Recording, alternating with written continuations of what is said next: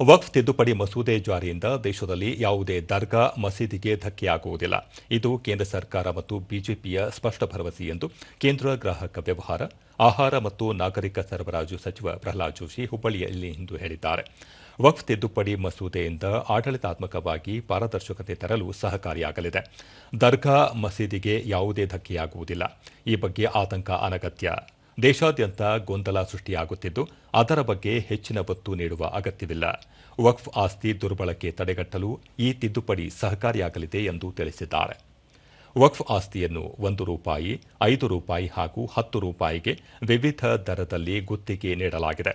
ಇದರಿಂದ ವಕ್ಫ್ಗೆ ಸಹಸ್ರಾರು ಕೋಟಿ ನಷ್ಟವಾಗಿದೆ. ಇದನ್ನು ತಡೆಯಲು ತಿದ್ದುಪಡಿ ಉಪಯೋಗವಾಗಲಿದೆ. ವಕ್ಫ್ ತಿದ್ದುಪಡಿ ಮಸೂದೆಯ ವೇಳೆ ಚರ್ಚೆಯಲ್ಲಿ ಉಭಯ ಸದನಗಳಲ್ಲಿ ಲೋಕಸಭೆಯ ವಿರೋಧ ಪಕ್ಷದ ನಾಯಕ ರಾಹುಲ್ ಗಾಂಧಿ ಸೇರಿದಂತೆ ಪ್ರಮುಖ ನಾಯಕರು ಚರ್ಚೆಯಲ್ಲಿ ಪಾಲ್ಗೊಳ್ಳಲಿಲ್ಲ ಎಂದು ಹೇಳಿದರು. ಮತ ಬ್ಯಾಂಕ್ ರಾಜಕಾರಣದಲ್ಲಿ ನಿರತರಾಗಿರುವ ಕಾಂಗ್ರೆಸ್ ಪಕ್ಷ ಅಲ್ಪಸಂಖ್ಯಾತರಲ್ಲಿ ಒಂದು ಧರ್ಮವನ್ನು ಓಲೈಸಿ ಮತ್ತೊಂದು ಧರ್ಮವನ್ನು ಕಡೆಗಣಿಸಿದೆ. ಇದೀಗ ಧರ್ಮವನ್ನು ಎತ್ತಿಕಟ್ಟುವ ಕೆಲಸ ಮಾಡಲಾಗುತ್ತಿದೆ. ಇದು ಸರಿಯಲ್ಲ ಎಂದು ತಿಳಿಸಿದರು.